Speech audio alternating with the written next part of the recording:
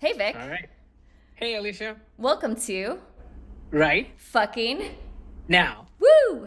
Woo! So I am so honored, Vic, that you are willing and able to be my first guest host. Our dear friend John is taking a little break from the podcast, so hopefully he'll be back soon. But in the time being, we thought it would be super fun to invite some of our favorite people on to talk to us about what they're thinking about and what's going on in their world. So, welcome. Thank you. I'm excited to be here. Cool. So Vic and I know each other from the Teachings of Joshua community. So the Teachings of Joshua are those that are channeled by Gary Temple Bodley, and we can include a link to his website in the notes. But yeah, but beyond that, Vic, from my short time of knowing him for about a year now, I guess, kind of Yeah. virtually, and then we met for the first time in person just in February. Yes. Vic is very well studied in a variety of spiritual teachers, he's gone through many phases, it sounds like, of his spiritual discovery. And so, Vic, I'm curious, what's on your mind lately? What have you been jiving with? What have you been thinking about, reading about, etc.? So I've been thinking and reading a lot about sovereignty.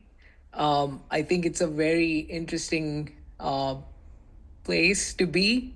Um, I've read a lot of books since I've gotten into this spiritual phase of my life.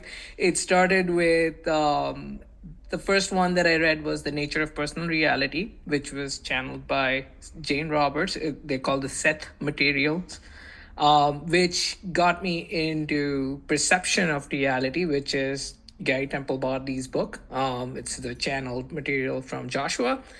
And then I read a bunch of other books along the way. The latest is that, so it all started. So for me, just gonna go back a little bit. So a couple of years ago, I had come across this philosopher who's long gone now. He's dead, but his name is U.G. Krishnamurti.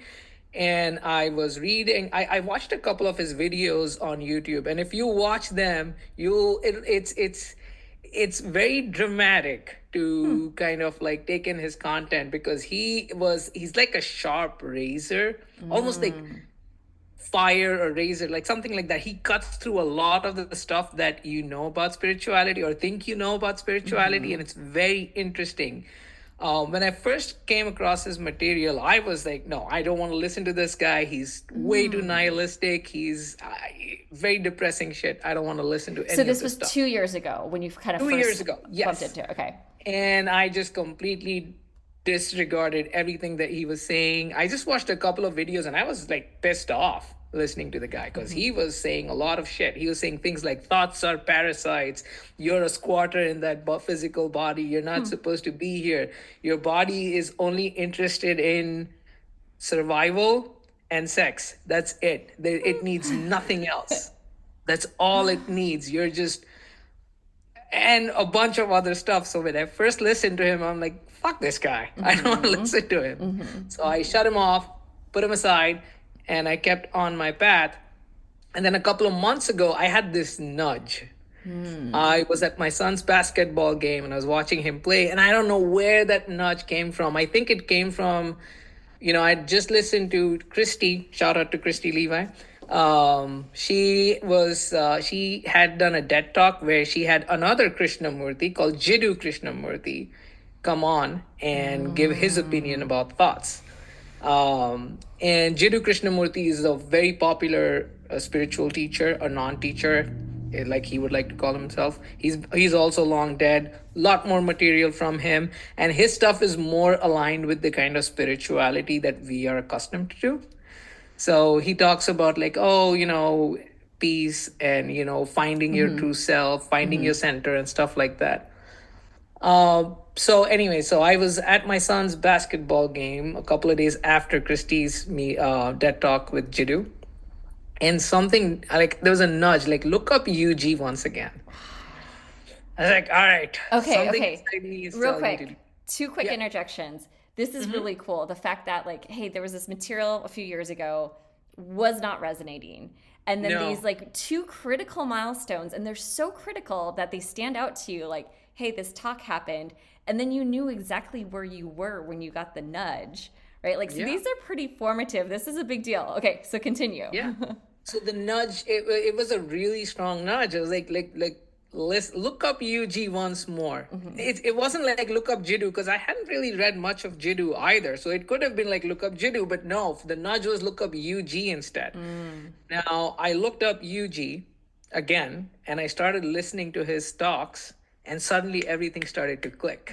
It made sense. Somehow it made sense. And I was hating that it was making sense because he was talking about all of this nihilistic stuff. And there was a part of me that was like, okay, what he's saying does make a lot of sense. He was saying stuff like thoughts are parasitic and, you're a squatter and there's no I, there's no self. It's all made up. You're just a bunch of memories. That's all there's going on. You think you're a person, but you're not. You're just a bunch of memories and stuff like that. Interesting. And I was listening to him, and something about it was resonating. And if you listen to his talks, he's very combative with people. He will never agree with anything you say. He will even question your questioning. Like, why are you here? He would tell people, why are you here? If you really believe the stuff that you believe, why are you talking to me? Wow. And that question really stuck in my head. Like, yeah, why are we constantly looking for all of these materials? If we know our reality, we know our reality. Why are we constantly questioning it? Because somewhere we are not sure of ourselves. And that's where the whole sovereignty bit started to kick in. And I started to look at his ideas from a different perspective. Okay, he's saying, for example, thoughts are parasitic. Do I agree with that? Does that make sense to me? Maybe a little bit, not much, but there's a different way of looking at it. How about looking at it from a different lens and going, well, are they really parasitic? Why is he saying that it's parasitic? Because you can't control them. They keep coming, and you can't really control them. All you can do is just stay with them or react to them. Good or bad, right or wrong, that's up to you. It's all up to you how you manage your thoughts. So maybe it's not really thoughts, it's not that thoughts are parasitic, but it's kind of like fire. You can't control fire. And if you try to do anything, if you don't know how to work with fire, it can damage. It can cause a lot of damage. But if you work with it, then there's potential there. You can use the fire to cook your food. You can use that fire to keep you warm. I love this. So are they really parasitic or are they really like fire? Yeah. It's as simple as that. So that's why his ideas started to resonate with me. It's not that I wanted to accept what he was saying, but his ideas made me look at my own conditioning, my own patterns, the way I look at things. Yep. It made me take a hard look at that, look at myself, Totally. and really start to come into my sovereignty there. Yeah.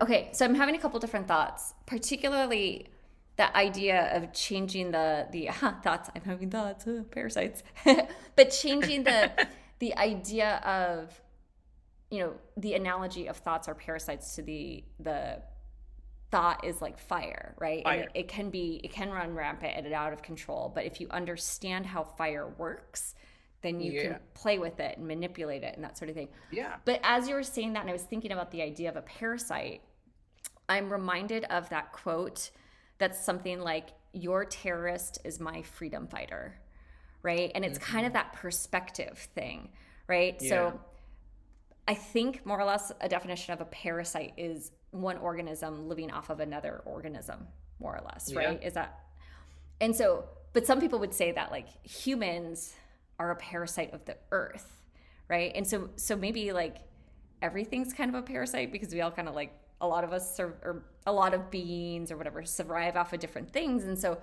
maybe it's just his definition of like parasite, right? I always used to say, I've never wanted kids. And he always used to say a fetus is a parasite, right? Like it's living off of a human, but it's a perspective thing, right? It's just like, what perspective are we applying to this this word, right? Or this idea of parasite. And it's like, well, we're all kind of parasites. But anyway, so there's that. But I love how a couple things in this, in that your willingness to engage in this content 2 years later, Yeah. what I'm taking from that is an example of your spiritual expansion, right? And where you were before, and maybe a little bit more tentative in your spiritual foundation, to this idea of like now, like, hey, I'm getting a pretty strong foundation of my own. So let me play with some of these ideas that honestly, I heard fear when you were first describing encountering that Yes. content, right? Absolutely. Right. And now you're Absolutely. like, you're able to be like, understand that fear is, although it feels real, the foundation of it is false. Yeah. So tell me more about like, what does the word sovereignty mean to you? Interesting. So the word sovereignty means to me, what it means to me is, how do I look at things? What is my experience of reality? And living in congruence, maybe that's a good word Ooh, for it. I like Maybe that. congruence with what my experience is versus what I am reading online, or reading in books, or listening to videos, or watching videos, listening to podcasts. All of those things are great. It's just, but at the end of the day, what I'm doing is I'm just accumulating knowledge, a lot of knowledge. And everything that I am listening to or reading is already secondhand knowledge. It's not firsthand knowledge. Most of it isn't firsthand knowledge. Yep. So it's all knowledge at the end of the day. Sovereignty is going in there, reading, listening, watching, and then picking what resonates with you, with the truth of who you are, what aligns with the reality that you have experienced, or what is your true understanding of your personal reality. There's a reality that's going on around you. The world is acting one way, but what is your truth? What is your reality? I love that. How do you know if something is resonating or feeling true to you? Like, how do you know? You just know. There's no particular way to define it. It's a personal experience. And it also depends on, and this is where we kind of get into Joshua territory, right? Like, where it depends on your perspective. Wherever your perspective is what will align with you. For example, the UG Krishnamurti stuff did not resonate with me a couple of years ago. Completely pushed it away, nihilistic, bullshit, all of that stuff. Pushed it away.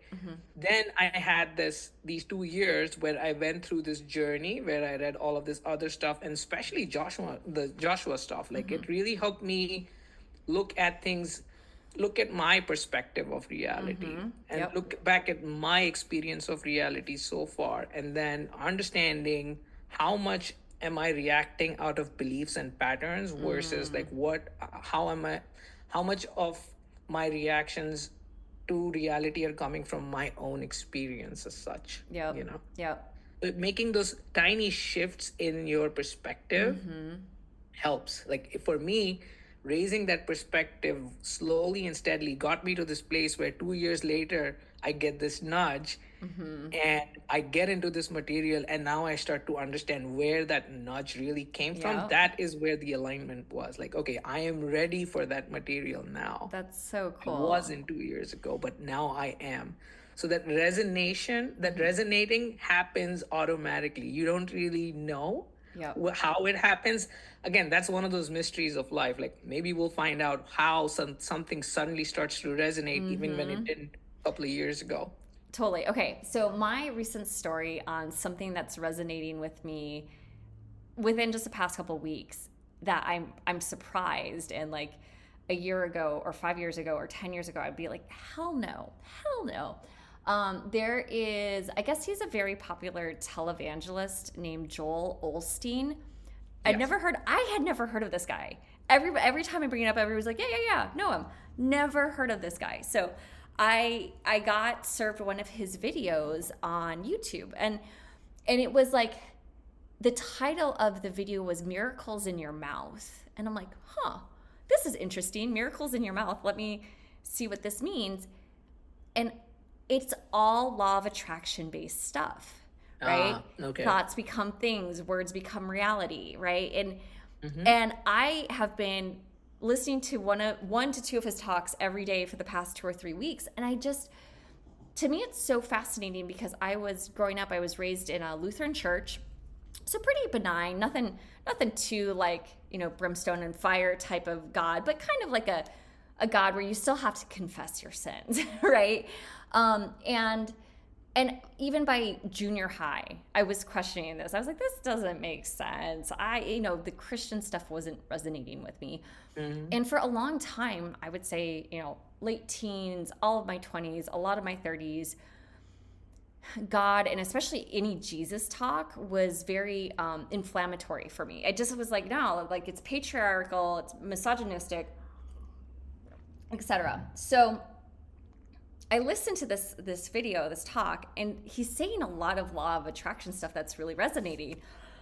And I'm like, why? This is so interesting. Like, why would this be a thing, But it was exciting to me to hear that somebody in this community who has this large of a platform is talking about these things, and he's referencing the Bible, and he's telling these Bible parables that I remember hearing as a kid, but they have this totally different spin on them. And it's so interesting. And I remember for the first few days, and the first half dozen talks I listened to, he kept on referring to the enemy. And I was like, what's this enemy bullshit? I don't like this. Like, there is no enemy, right? Like, it's all whatever.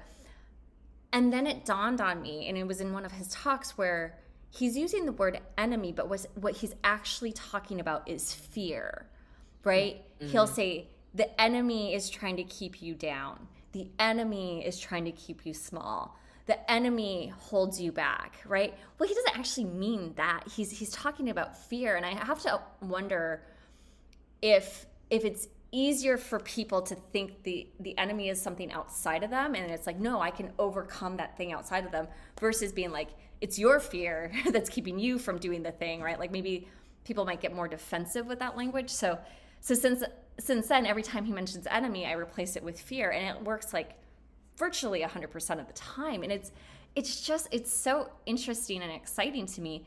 And then reflecting on myself and my own spiritual growth, I wouldn't have been able to hear this information from him in this context.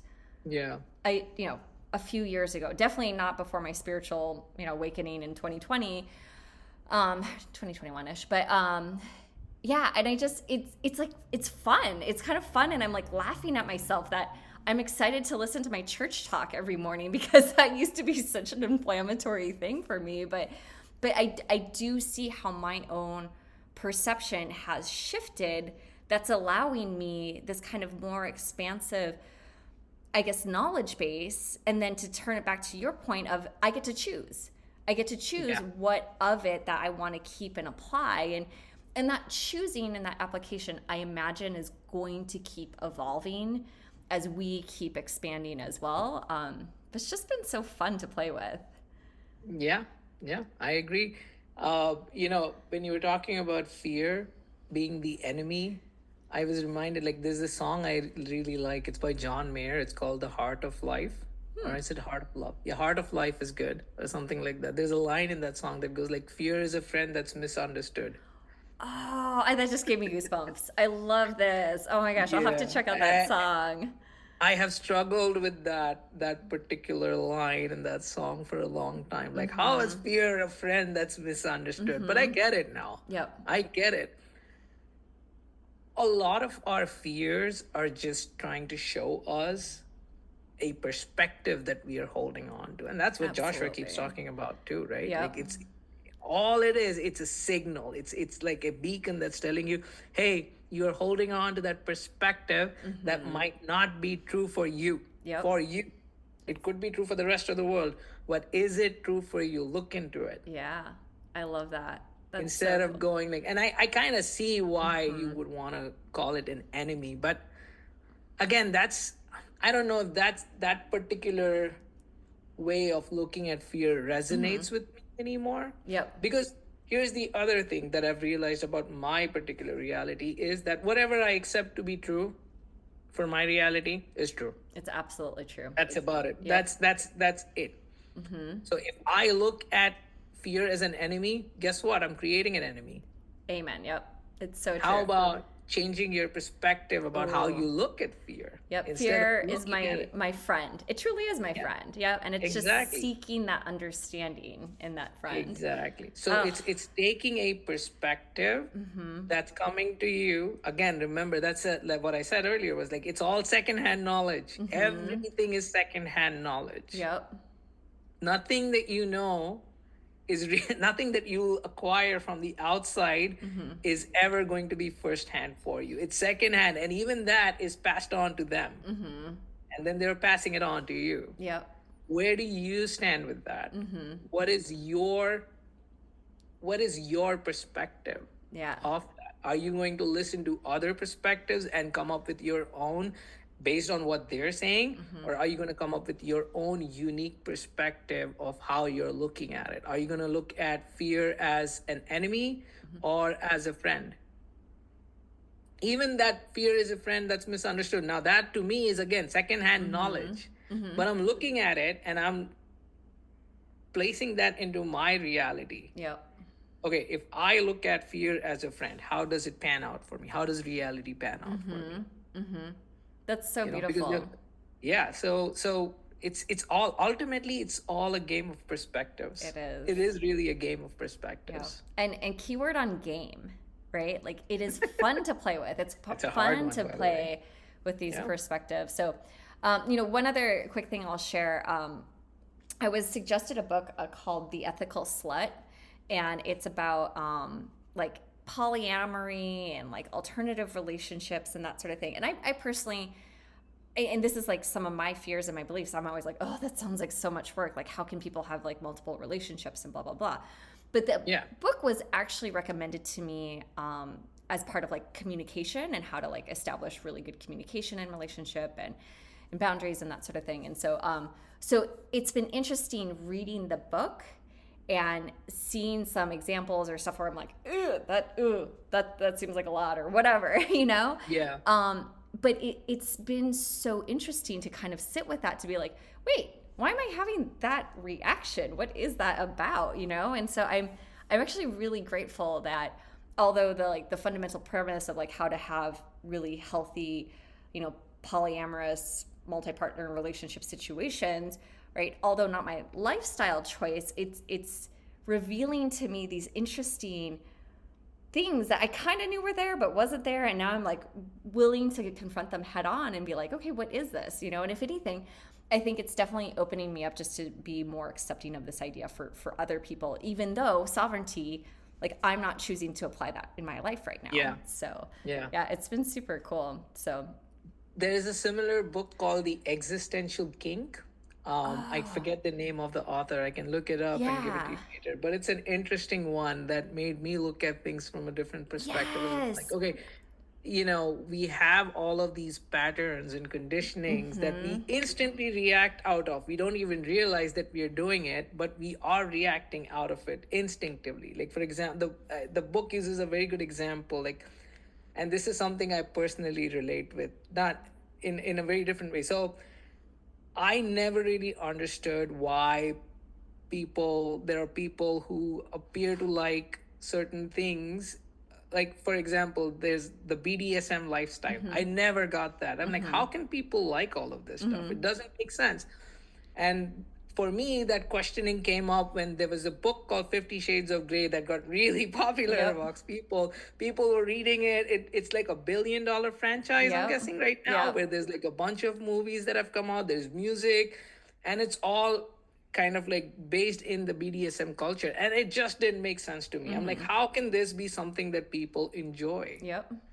And then when I was reading that book, the author brings this up as well. Like, for a lot of people, it doesn't make sense. But if you talk to people who are in this lifestyle, they'll tell you that they enjoy it because it's their perspective. They don't see it as something like, they don't see it from the angle of pain or whatever is going on in that lifestyle. They see it as a form of pleasure and they like it because that's based in their perspective. Yep. Yep. It's so true.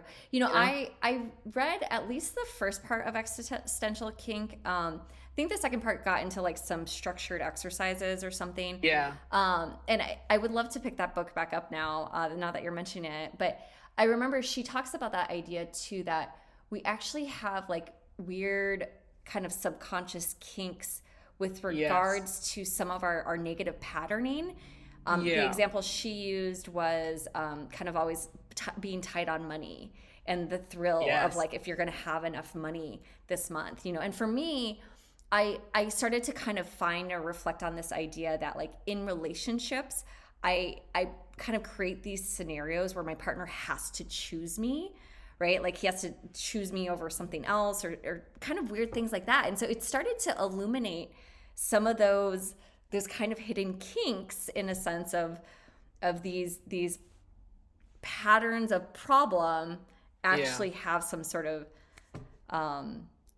not hidden, sometimes conscious, sometimes subconscious kink to it. So yeah, great book. I'm definitely gonna pick that one up again. So cool. I like that book a lot. It's you have to have you have to be very open-minded to play with the ideas that she's talking about, because what she's really, in my opinion, what she's really positing is that humans have a pain kink.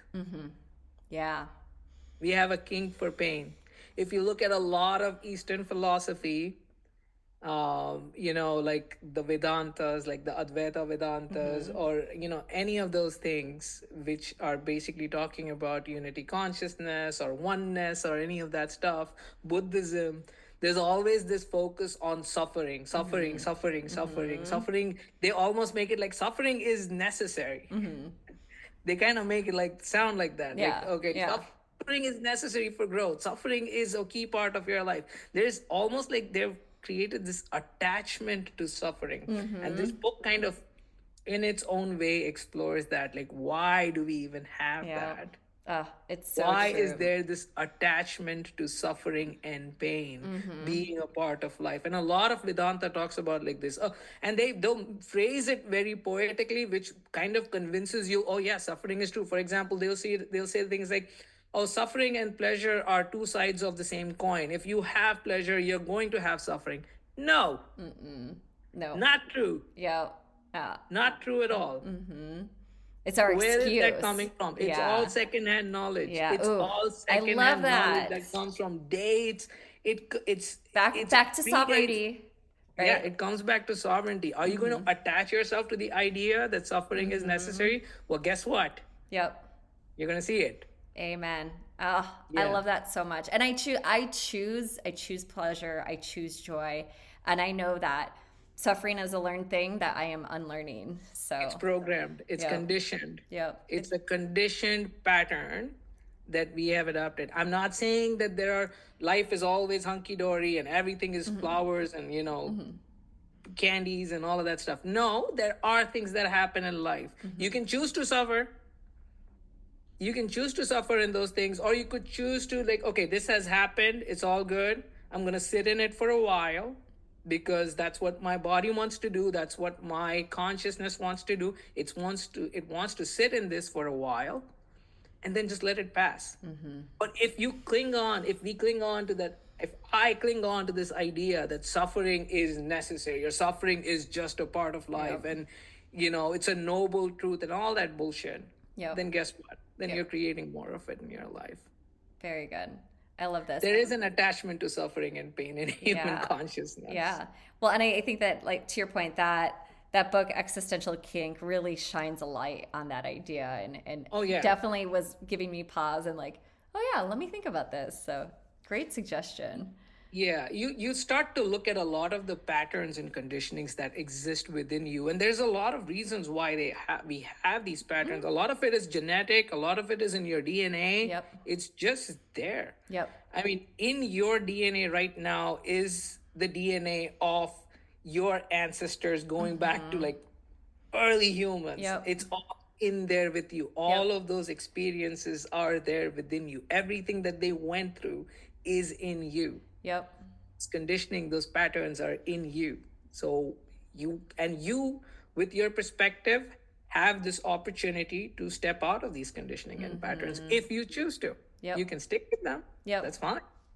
This is our game. We get to choose how to play You it. get to choose how you play it. Yeah. I love this. Cool. Well, Vic, I am feeling really satisfied with our conversation. I'm so thrilled that you were willing to join for this. course. Do you have any closing thoughts or words of wisdom to share with our friends before we sign off?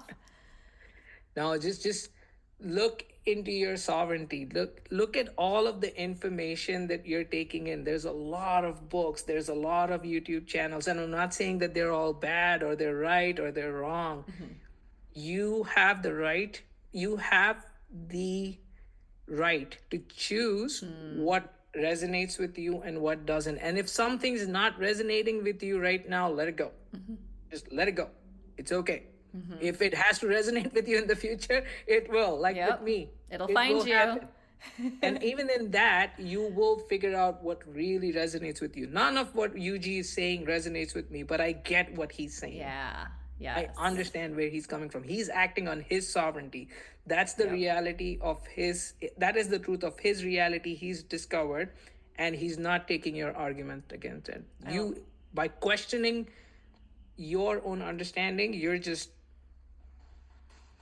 showing that you're not fully in your sovereignty right now. And I love what you said in terms of you have the right to choose.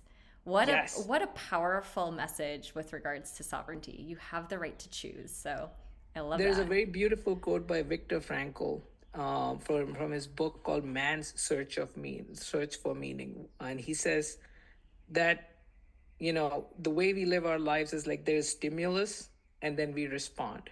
But between that stimulus and the response, there is a space. It's a gap. That's where you are. Yep. And that's You where the get to sovereignty comes in. Yes. Yes. Yes. You get to choose in that space what you're going to do, how you're going to respond to the stimulus. You get to choose. Yeah, Awesome. and it's all based on perspectives. It really is. Great. Yeah. Well, Vic, again, thank you so much. I'm so happy you were able to join today. We'll have to have you back again for another conversation. Sure.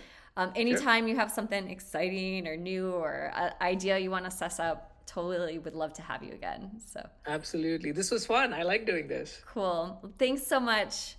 Have a You're good day. welcome. Bye.